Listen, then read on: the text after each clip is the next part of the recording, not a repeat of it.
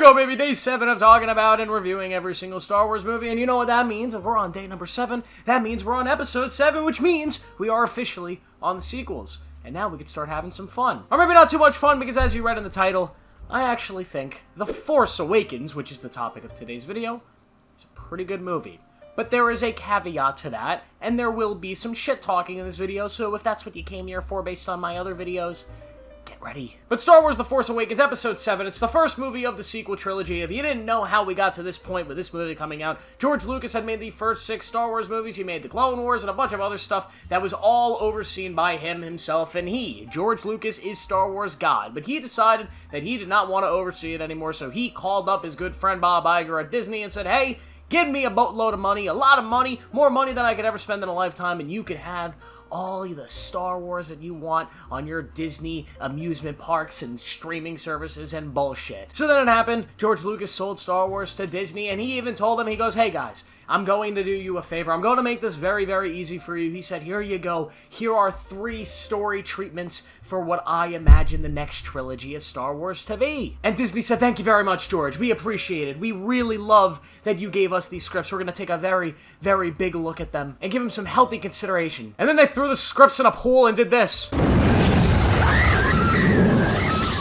Yeah, fuck that. Instead, what they did is they hired J.J. Abrams to come in and direct Episode 7, and they put him and Kathleen Kennedy in charge of making the new sequel trilogy of Star Wars films. They sat down and they built up this grand, amazing story, this epic vision of these 3 movies, what they would be, this epic tale that would start at The Force Awakens and end with the rise of Skywalker and Palpatine. I'm just fucking kidding. They had no idea what they were doing. Instead, they made this first movie, which was going to be a table setter, a movie to introduce the new characters, reintroduce some of the old characters and the world, and leave a lot of teases and a lot of questions and mysteries to be answered in future movies. Therefore, this movie, although risky in its own right, it's a risky film, it's resurrecting the Star Wars brand, was kind of less risky than the other movies in this franchise because it didn't answer too many questions. It set the table and allowed for other filmmakers to come in and handle that table. The issue is they should have known what was being served for dinner before they planned a dinner. Instead, they set the table, had no fucking idea what was being served, and when the poop came out, when they delivered a plate full of shit and grossness for dessert, it was all trashed. But The Force Awakens is nearly 10 years old. Of course, it stars Rey, the brand new main Jedi character of this universe. She is a mirror of Luke, this girl who has grown up on this desert planet called, I forgot the name of the planet. So we're just gonna call it Not Tatooine. She grew up on Not Tatooine, and she is a scavenger with no family. But she soon finds out that she is a Force user, and she gets swept up into this big plot with the First Order fighting the Resistance, which the First Order is the Empire, kind of resurrected, and the Resistance is the Rebellion, kind of resurrected. Sure. And so she meets up with Finn, this guy who is a stormtrooper played by John Boyega, who is a great character. Finn in this movie is probably the best part of this entire sequel trilogy. He is this stormtrooper who sees some shit. He sees the big bad guy, Kylo Ren, who's essentially the new Darth Vader. He's played by Adam Driver, of course, and he's this evil dick, and he sees him at the beginning of the movie do some evil shit, and he goes, wow, maybe we're the bad guy. So he decides to escape and become the good guy. And he meets up with Rey, and they go off on this big grand adventure where they meet Han Solo, and a bunch of cool shit happens, and to be quite honest with you, it's a fun movie. And it was arguably the greatest experience of my entire life watching Star Wars, because I can't really explain how hyped I was for this movie, how excited I was. 14-year-old Joe, having never seen a Star Wars movie in theaters, but having it be a major part of my life and being as excited about Star Wars as I was. When the sequels were announced, I was thrilled. When the trailers for this movie came out, I remember the first freaking trailer when it came out, the first little teaser, when you just hear the voice, who of course is Snoke, but at the time it was just Andy Serkis, and you just hear him saying, "There has been an awakening. Have you felt it? The dark side. And the light." Fucking epic. And then you see Kylo Ren, and you're like, oh my god. Fuck. It's gonna be the greatest movie ever, right? Right? So, of course, I was extremely excited going into this. I actually like J.J. Abrams as a filmmaker. I like what he did with the Star Trek movie, so I was interested. And yeah, going into this movie, I was stunned. And this story and this world swept me off my feet watching this for the first time. But the moment the opening crawl went to the end of the film, this movie had me, and I loved it, and I still enjoy this movie to this day. Because this grand adventure with Rey, Finn, and Han Solo works. Han Solo as Harrison Ford is still a great character, and you love him. You just can't help but feel the charisma of Harrison Ford in this role. Rey, this is probably the best performance of Daisy Ridley. I like her character. She's inexperienced. She's not perfect. She's trying to learn about the world and not be a Mary Sue. Finn is a fucking fantastic character. He's a dude that wants to escape the Empire, the First Order, whatever, and just kind of live a normal life and get away from all this nonsense. But slowly he realizes that he has to join up with the Resistance. Oscar Isaac is here. He's cool, I guess. Leia comes in and she's the leader of the Resistance, and she doesn't really do much else. And there's just a veil of mystery. Who's Snoke? Who is the First Order? Why is Kylo Ren a dick? And then you learn, oh my god, he's Han Solo's kid. That makes perfect sense. He's Ben Solo, this guy who found out his grandfather was Darth Vader and nobody had ever told him. They never told him his grandfather was Darth Vader. He learned and he said, oh my god, my grandfather was the most powerful evil man alive. That means I can become the most powerful man alive and finish his work.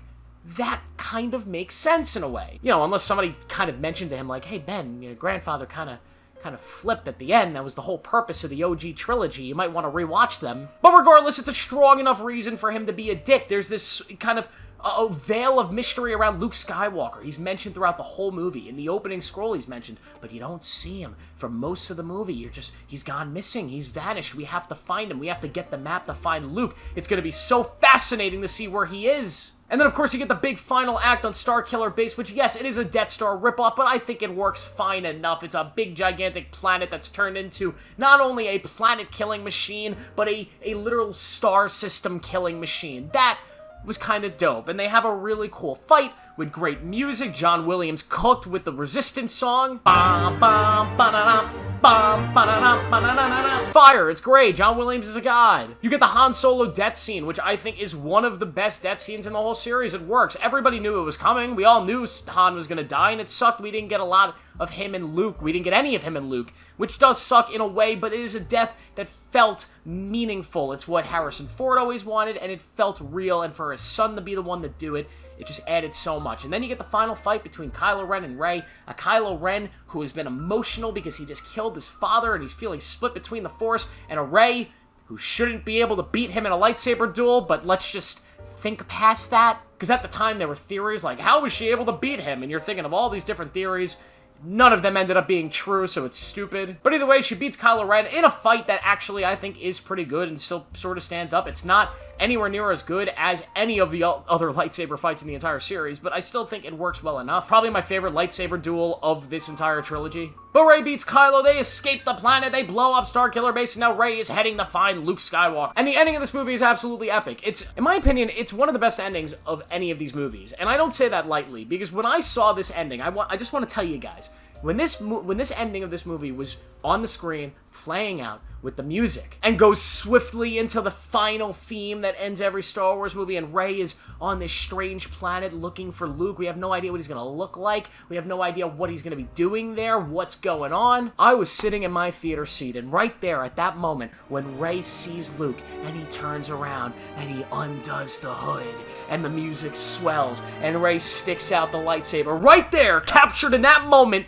in December of 2015, my love for Star Wars peaked. It hit its peak. It hit the high that it would ever hit. The highest point that it would ever hit. And in my mind, I go, my God, it will never get better than this. And I said that jokingly, thinking, of course, it will get better than this in episode 8 and 9. But nope. Nope, instead what it did, that mountaintop, that mountain got crumbled to the ground, nosedive straight down to the earth to die the worst, most painful Star Wars love death in the history of anything. What I'm trying to say is my heart was broken after this. Because that moment, this ending is beautiful. There's a veil of mystery with Luke. You don't really get a question answered of what he's doing there, what's going on. But you see him and he still looks controlled and badass in the hood and the music and Rey with the lightsaber. What's gonna happen next? You have to hear the conversation that's about to happen. You have to hear and see what is Luke gonna do.